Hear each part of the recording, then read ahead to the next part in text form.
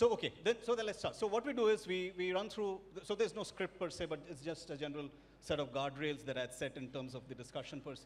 And as they recount their own experiences and talk about omnichannel as a process, the journeys, please chip in with your questions.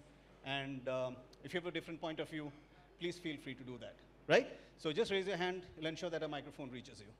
So before we dig deep into this whole thing called omnichannel, a very short introduction about yourself, the brand that you represent, that would be nice. And your omnichannel configuration or your omnichannel presence here. Hi, good evening. My name is Mayur Pathak and I'm representing Titan Company here. We are one of the largest omni-channel and assisted commerce company in this country. And I look after the product and user experience online. Yeah. Thank you. Agnes. Good evening, everyone. Yeah, it should be on.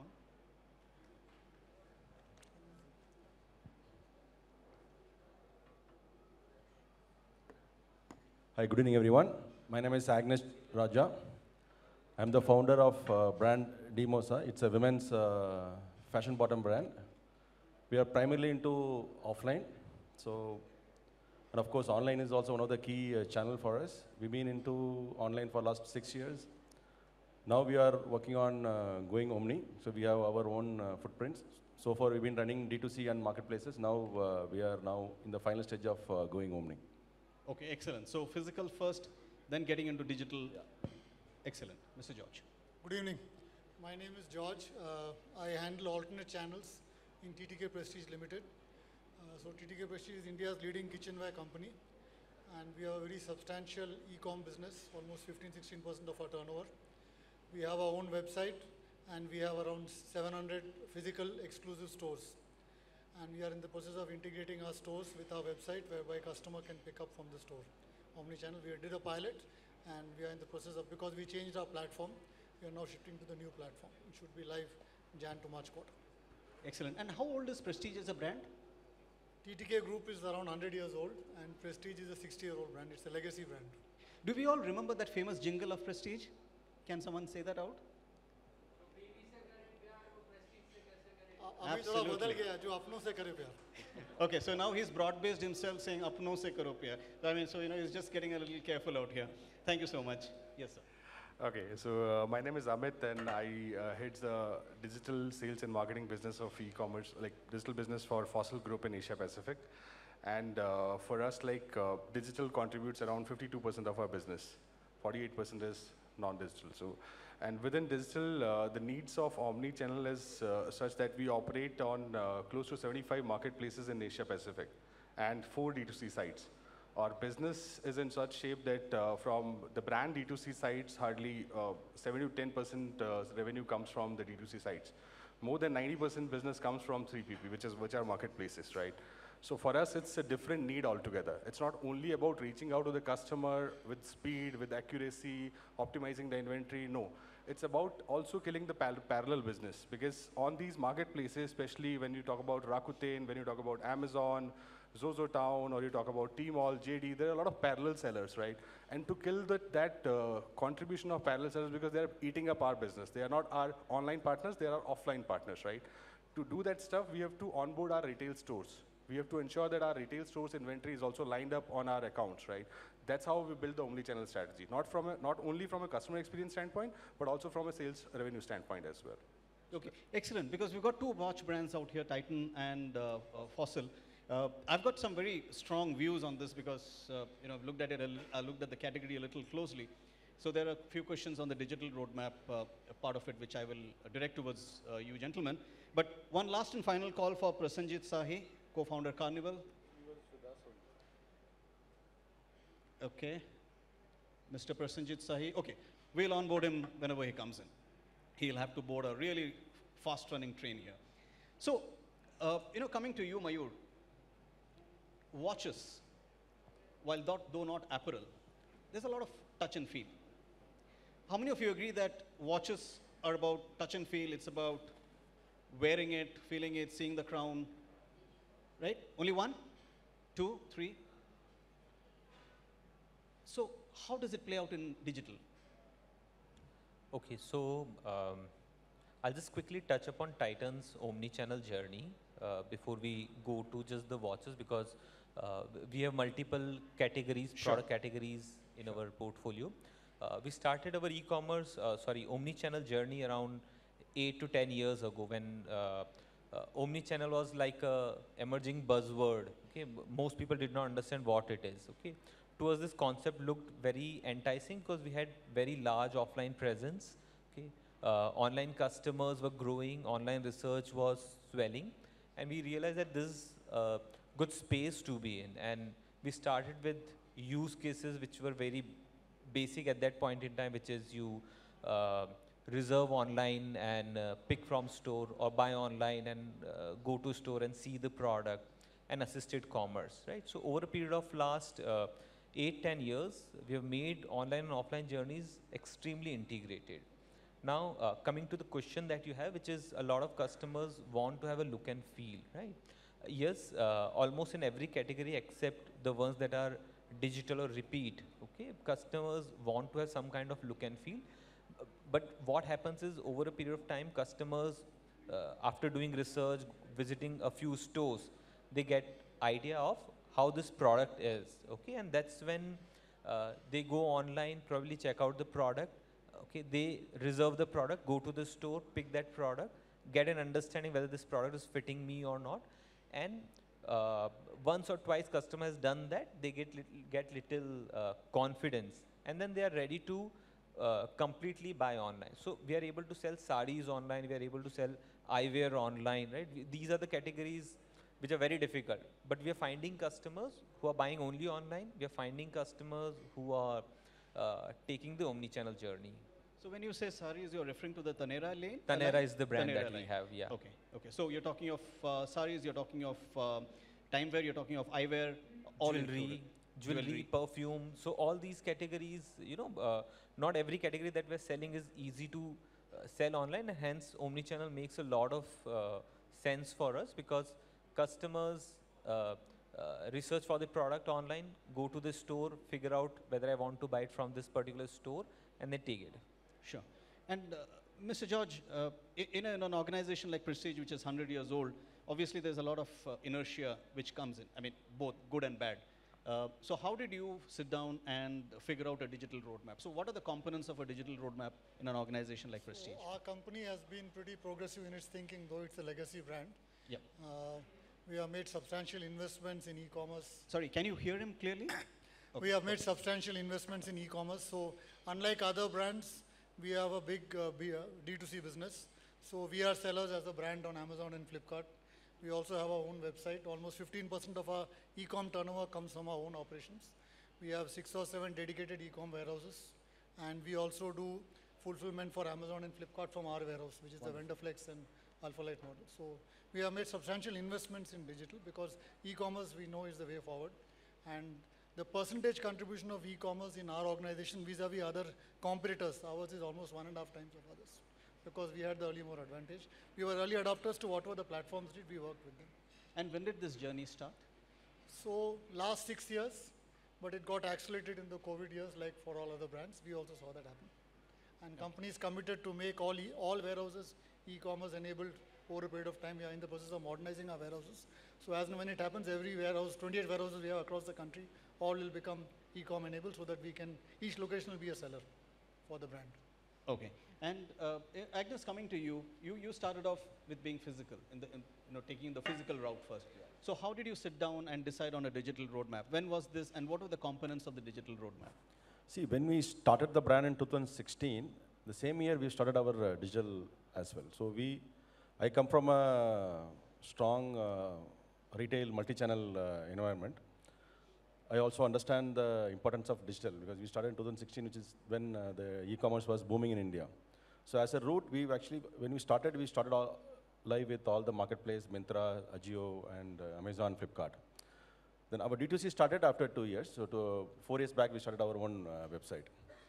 So it's been part of our plan. So we need to scale business, because we need to use digital marketing as a very strong tool to promote our brand as an early stage startup brand. So when you start a digital marketing, you should also have a digital channel to make customer come into your shop to buy. So that's how we've started. And we've been growing significantly well. Today, about 15% of business comes from e-commerce for us. And for both Prestige as well as for Titan and for Fossil, I guess, there's an interlink between the physical space and the digital to a great extent. So what are the digital? Prasenjit, you joined us finally. Wonderful. So. Is at the wrong place at the wrong time. So Prasenjit is with Carnival, and Prasenjit, I think we'll take a small break from this and get your introductions first. Yeah, sure. It's on. Okay. So Prasenjit from Carnival. I handle operations and delivery there, and we are a smart receipt company, and we enable retailers to go paperless and build customer journey around smart receipts. So that's what we do, right? And that's what Carnival does. Yeah. So while it's called a smart receipt solution or a smart receipt company, from what I've known about Carnival is it's a customer engagement. It's an agency that's focused on customer engagement and from a digital perspective, yes. right? So what we do is, like, suppose physical receipts, when you replace with a digital format, the customer comes online. Now, like, what all things are possible online, right, in a web page format, all the things you can enable on top of e-receipt. So that serves also as a customer engagement platform. So now when customer is opening the bill, right, you can directly ask them for a feedback. You can give a next purchase coupon. You can do a survey. You can do gamification around it, right? So those are different customer journeys that you can build on top of it. I mean, his entry into the panel might seem orchestrated, but it wasn't, because it was very timely. The question that I was directing to these gentlemen is, do you have your own stores? You do have your own stores. Prestige? Do. So everyone has own stores. So my question before Prasenjit came in was, it was about, you have your own stores and you've led with physical. All of you've led with physical. How do you bring in the digital elements on the physical store floor, which meshes with your overall digital roadmap? Anyone of you can go first. Okay, quite a few examples at Titan. One is like, in our eyewear stores, customers, when they walk into the stores, okay, after their eye checkup, their prescription comes out. Now we've digitized that prescription, and that prescription now sits inside, or it is connected to their phone numbers. Now whenever that customer is deciding to go online, creating an account on any of our properties, it gets activated. Second time, when the customer is coming online, his prescription is already there. He can make a purchase without actually going to the store. So that is one example of how we have brought a physical element into digital and enabled a journey for the customer. It also helps us in identifying what size of frame is more relevant for this customer. So during the journey, we show similar sizes, right? And that's how we are also personalizing the journey from an information which we collected at the store in the physical format, right? So this is one similar example there. And this information is sustained through the customer's journey on the web as well? Yes, yes. Okay, perfect. Yes. So I'll add to it. I'll say that basically it's all about education, be it physical or digital, right? The moment we start educating a customer about how to purchase, what to purchase, and when to purchase, that's when your entire journey becomes beautiful, right? So a lot of sites operate on these products, and then a lot of sites are using try-on features, right? But do you educate the customer that which dial size fits him? Try-on is one feature. A customer may like a big dial size watch as well, right? But it's all about educating. So you educate the customer which dial size fits them, right? You get indications from your sales, from your returns, from your customer journeys as well. Where's the customer skipping the journey? Where is this customer losing out on your website, right? So that's where you get indications, and that's how you adapt, you change, and you then react. So for us, it's a clear example is China. In India, we operate on bigger dial sizes, but in China, smaller dial sizes work, right? So we get indications from data. So data understanding is very important, education is very important. Then comes digital world, try-on features, showing the customer different kind of options like a coin, maybe a credit card or a rupee note or something of that sort to get them in, to give them indication about the size of a watch dial or a jewelry or a charm or something of that sort, right? So that's how we operate or from a customer. That's the answer to your first question when you said that, how do we look and feel, how do we manage look and feel, right? The second question, when it comes to digital roadmap and how we operate, how we ensure that phygital to digital journey. So basically, digital roadmap for us is all about guest experience. How we can build the guest experience, because for us, digital is already 52% of the business, right? So then the next set for the 2023 roadmap, or maybe down the line 2 years, 3 years, for us it's guest experience. The second is building our D2C commerce sites, right? Because D2C contributes very less, right? So we want to give all those functionalities that three marketplaces are doing on the D2C network, right? Building social commerce, that's on the digital roadmap, right? Douyin, TikTok in China, in India, Instagram, and all other platforms, right? So building social network, right? Phygital to digital, again, it's all about education. When a customer walks into a store, he looks at different things, right? Our store executives, they don't just sell product, they sell experience. They start talking about what fits you. They don't talk about gifting ideas, they talk about styling ideas.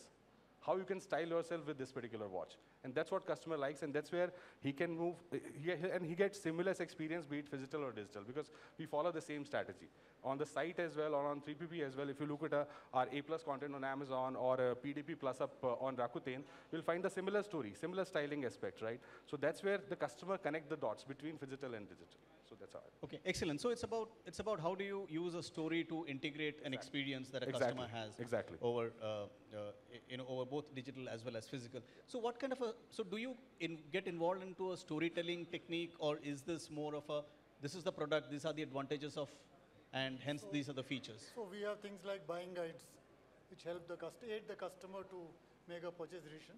Same experience you'll get in the physical store and on our website, and also on the platforms. So we try to have some, the experience for the customer should be common across all touch points, whether it's digital or physical. That's what we try to do. We are not so advanced as the fashion brands in terms of, because our product is such, and our TG also is such a housewife. So now we are integrating with Salesforce so that there's one unified customer database, and we can touch all customers, it's common.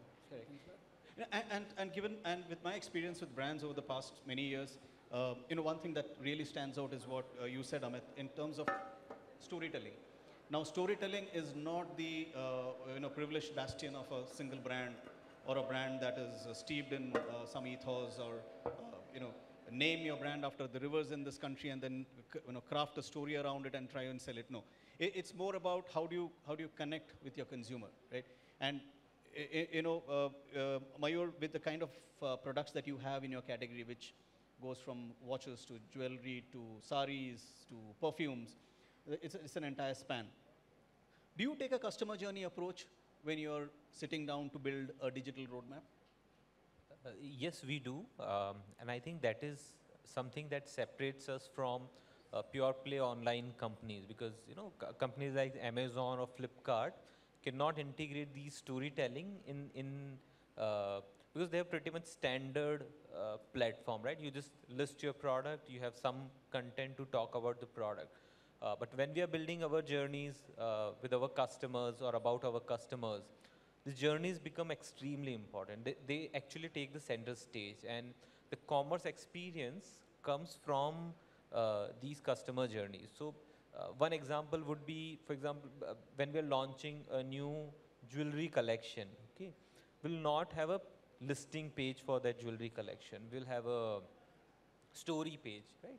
And we'll integrate commerce into that story page. So if a model is wearing a nice necklace, okay, you can go hover over the necklace and get little more details, right? So it is bringing you closer to the product, showing the product in its full glory, and then it is taking you closer to the commerce. And that is how we love to build customer journeys, where stories take center stage, commerce is a layer above it.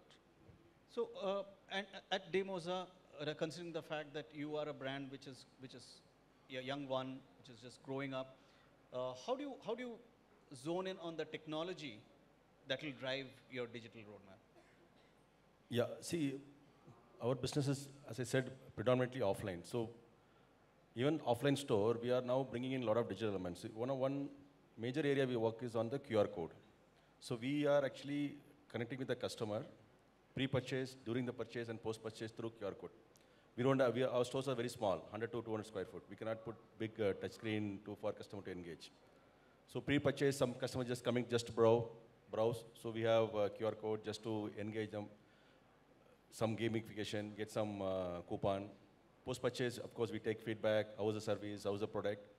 And during purchase, suppose customer did not get the size. So we have a platform called offline to online. So customer can scan the code, directly go to the website of the particular product. They can choose the size and order that get delivered to the customer. So this is part of our omni-channel strategy. Now we are looking at integrating our stores to our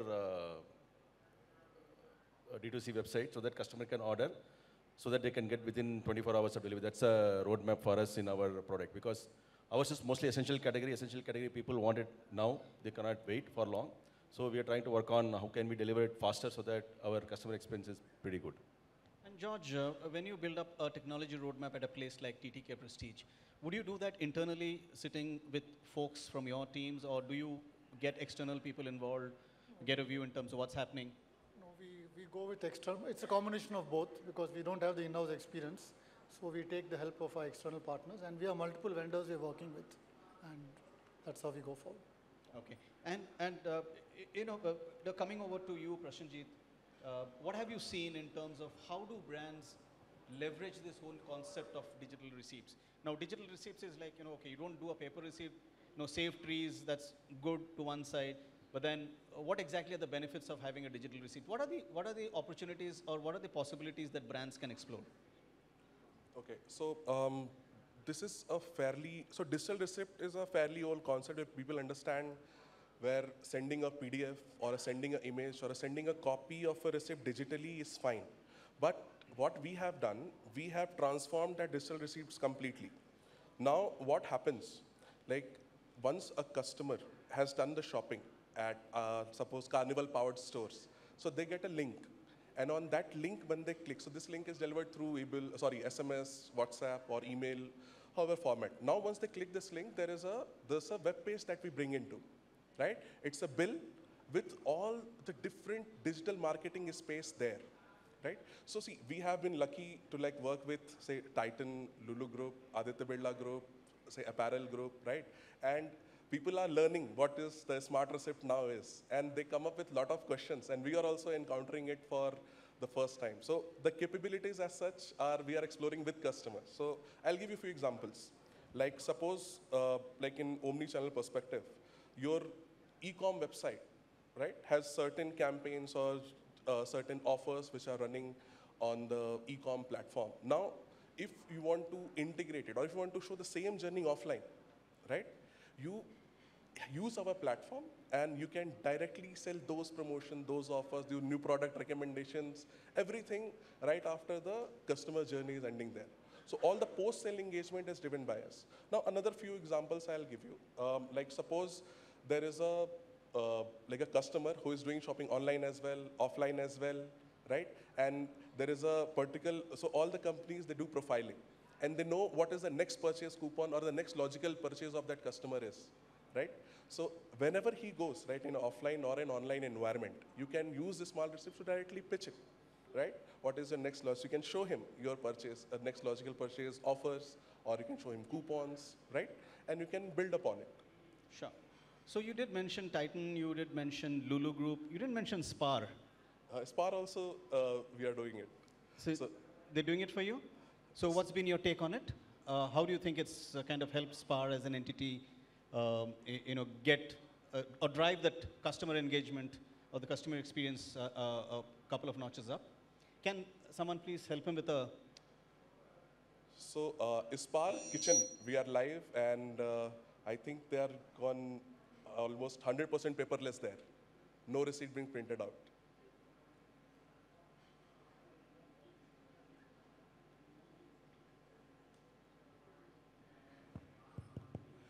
Hello. So we are with them for the last, I think, more than 2 years now. But earlier the adoption was very less. So what we did,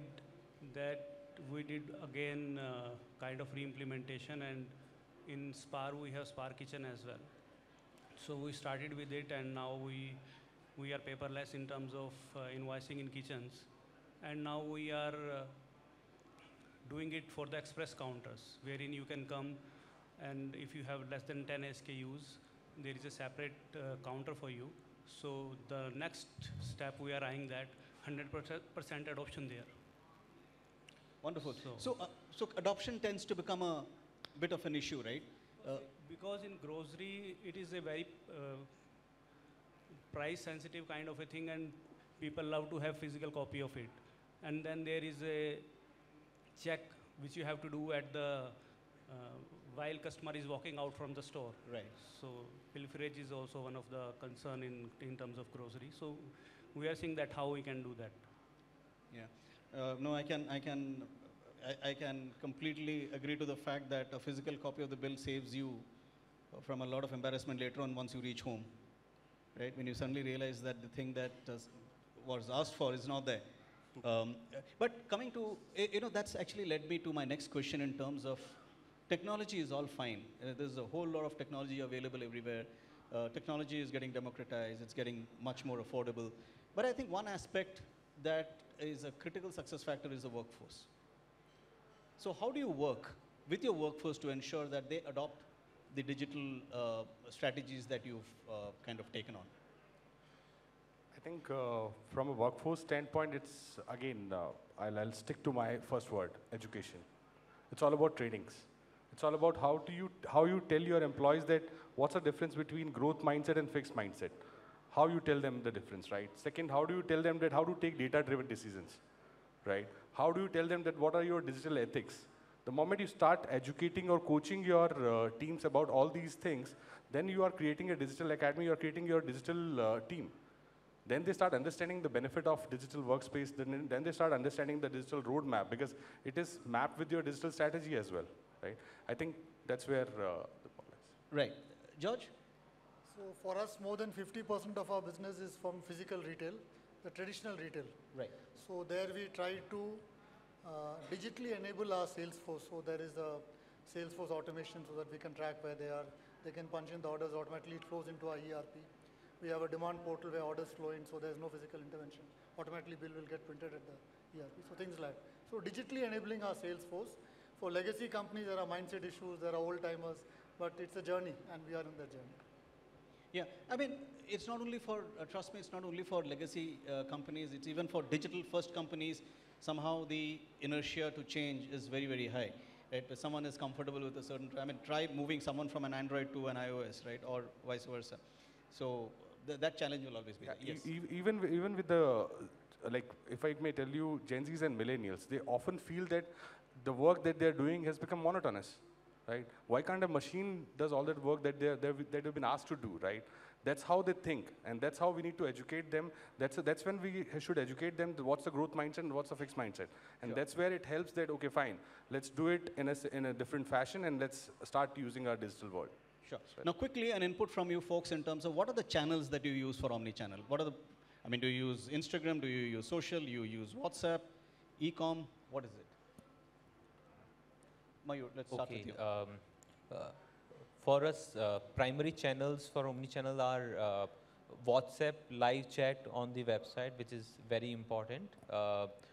Then going beyond, which is website and apps. These are very important channels for us because a lot of customers do browse our products online. They add to the cart or add to the wish list. Then they visit our stores, and when they're visiting the store, we know what products they've looked at, okay?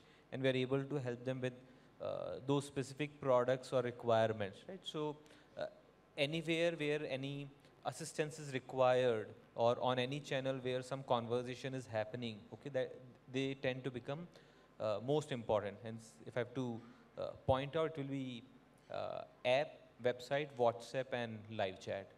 Okay. Agnes? Yeah, for us, it's primarily the QR code enabled offline to online. That's a major platform, followed by our website, then Instagram marketing. Okay. George? So for us, it's our website and our physical store. Website We're and trying to physical unify store. the see, omni-channel was a necessity because in the last 2 years, post the increase in e-commerce, it's more than doubled in the last 2 years, and very existence of our stores was under challenge. Correct. So we had to make this, give the stores a part of this digital business. So what we are trying to do is in our stores, we can do things which cannot be done in conventional e-commerce, like exchange. In our category, cost of collecting the exchange and the value of the exchange is very high. So exchange won't work out in traditional e-commerce. But if it's done through a store, it works out. And 40% of our sales is under exchange. Sure. So things like that, and then combis, where you buy a product, you get something free. That is not there today in the traditional e-commerce. So that we're able to do through our website and through our stores. So these are things which give the store an edge, and they're able to compete. We can also deliver in hours much faster than what e-commerce can deliver, because we cover 375 towns. Sure. Yeah, and obviously store returns is minimal, which we are lucky, because otherwise it's incredibly painful. Because if you sit down to figure out the economics of store returns, I think the CFO is going to boot everybody out. And when our store goes to deliver the product, he gives a live demo of the product, so Right. there's no chance of any return. So it's a customer delight also. Wonderful, wonderful. Amit, what channels? The preferred channel is social commerce, definitely, because I think we have moved away from the traditional omni-channel way of doing ship from store, buy online, pick up in store, and all that stuff. It's more towards social commerce now, building on Douyin, Instagram, and all these platforms. Okay, so I was just going through the Q4 2022 report by Inc42 on the e-commerce scenario here in India. They had some interesting set of figures, apart from the $400 billion and $302 billion thrown up around. What really caught my eye was 2022, there were close to, if I'm not mistaken, about 373 million users of the internet from rural, right? 373 million from rural. When you add that, or when you juxtapose that to what Anurag from Bain told in his opening address in terms of the importance of vernacular, right?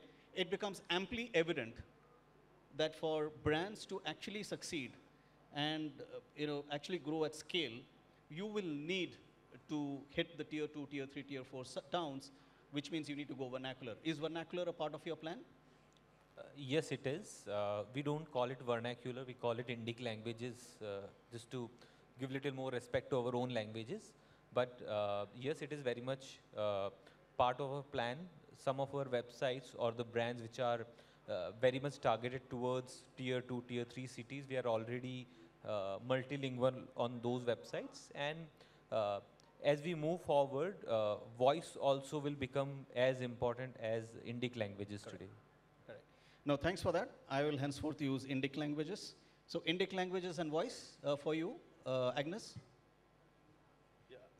As of now, we are focusing primarily metros as a brand building strategy. But our platform is enabled for multi-languages. In fact, even when you open stores in different states, we use in our stores the Indian languages. So that's very, very critical. Even our communication, all our BTL communication also, we use these languages. Indian so it's as a Sure. long-term strategy, even digital platform also, we'll be getting into this. Sure. George, at Prestige? We are also working on this, and Hindi and Tamil should be live next quarter. Wonderful. So, because being a mass premium brand, we have to go vernacular. A lot of our customers are from rural. Sure. Fossil? Not a preference for us. Not a preference. Not a preference. At this stage, not a preference, because when you look at the Fossil target TG, it's a bit different than other brands, right? Sure. So, and that's when it falls on English. So vernacular, not a preference at this stage, but yes, when we opt for a different website, which can be a watch station site, and there are multiple brands, portfolio brands, which are Armani Exchange, Emporio Armani, Puma, Diesel, L, Kate Spade, Michael Kors, right?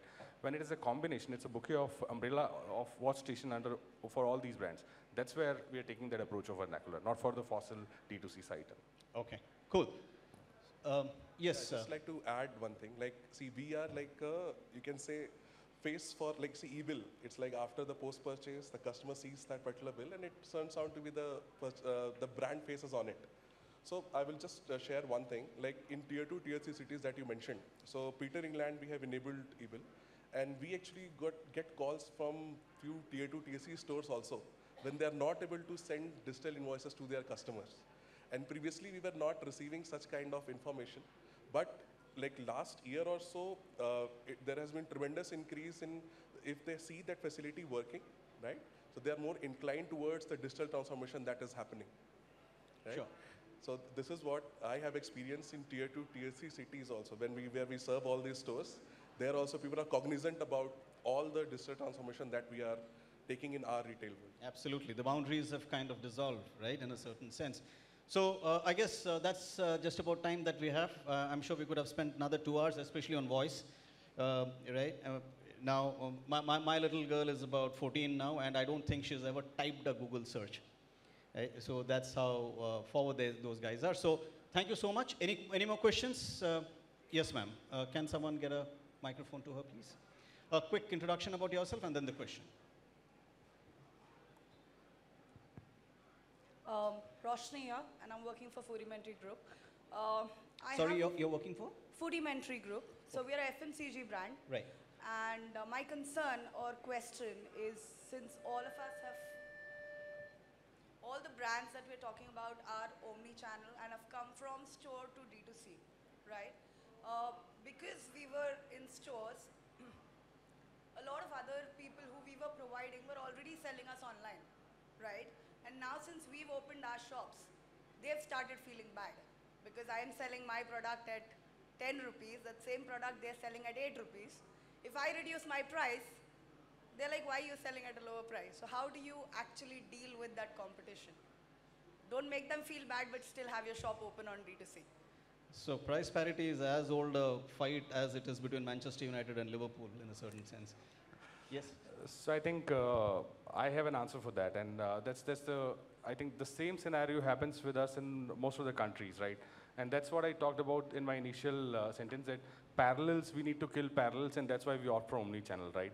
The how. So the how is that as a brand, we have the benefit of special packaging, we have a benefit of gift with purchase, we have a benefit of not giving direct discount, but giving extra benefits, giving warranty extension, giving warranty support. So all this materialistic stuff, instead of giving hard discount, can help us in killing the business, can help us in taking the business from the parallel sellers and not even telling them that, boss, I'm not reducing my price.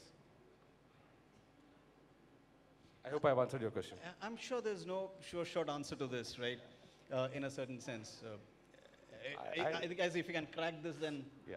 we would have And cracked quite a lot it of is stuff. not just in online offline scenario. We have faced it because we are multi-channel also. We are through distributors, we are through retailers, we are through mom and pop stores, right? So everywhere we face this issue, and of course there's no solution yet. The loyalty program is something that helps us create some kind of incremental additional value for our customers, but managing prices becomes difficult. Sure. Thank you so much. Any more questions? No. Okay. Quick one, please. I am Rishi Agrawal from More Retail, ex-Amazon Fresh. So being a omni-channel player myself in More Retail, I would just like to ask seniors that what is an optimum mix of an online sales contribution in overall company sales to become a profitable? Because online comes with its own cost, like of fulfillment cost or delivery cost. What is the optimum mix? Like someone said 52% is our online share. What is the optimum mix to company to become profitable? I think that's the right mix. Why? Because in physical world, you have limitation of store size. And online, you do not have that limitation, right? So you become profitable. You can show more width. You can increase your depth in online by paying smaller amount to Amazon. You are part of Amazon Fresh, right? So Amazon has a FBA model, right? Amazon has different kind of models where you can store your inventory, right? So storage fees is still less as compared to you opt for a warehouse and then go with DHL and spend some more money, right? So I think for us, basically it's working. For us, we are profitable, and you can see it's a public limited company, so the share price and all the profits, everything is in industry, in the market, right? So for us, it's working, but I'm not sure. George probably can give more insight. We also don't do any business without making our money. Yeah. So we don't compromise on our prices, and we try to maintain same prices across all channels, whether it's modern trade, retail, or e-com. Easier said than done, but that's what we try to do, and we don't lose money on any business. Sure. Thank you so much. Agnes, you have something to add? Yeah, just to add, the profitability of each business is depending on their return on investment, what management is looking at. So there are business, if you're looking at only online, customer acquisition cost is more, but if you're in offline online, maybe the customer acquisition cost might be lower, but maybe supply chain cost works out. It's up to the business's decision how much they want to invest in for generating new channel. A good business will always look at a positive profitability in the P&L. So that is what mostly looks at. And end of the day, you know, as they say, you need to be there where the customers are, right? If all customers decide to go digital, then it doesn't matter whether your Excel sheet shows a 48% contribution to profitability from physical, right? So I guess that's about it. So I'll just end this with a small note, since you mentioned about price parities and stuff like that. So when I was managing the southern region for Adidas a couple of decades back, I had one guy visit me at the Image store on Nungambakkam High Road in Chennai, which is Adidas' own store. And he looked up to me and said, so you are the manager? I said, yes, fortunately, unfortunately, yes. Then he said, okay, joote kahan se laate ho? I said, well, we get it from Delhi, our headquarters. And I gave him a spiel of, you know, how it's an 18-month cycle. And, you know, we figure out designs, we go to Germany and figure out what designs need to come in, and said, he says, aap time waste kar rahe ho, paisa waste kar rahe ho. I said, what do you mean? I said, he tells me, sir, aapko agle season ka, I can give you shoes at 60% discount. Take it from me. Use me as a supplier. And so this guy apparently found a way from the factories in China into Nepal, through Nepal into India. And so, well, there are multiple ways to beat the system. So thank you so much, gentlemen, for the lovely Thank you. talk, and hope it was worth it. Thank you so much.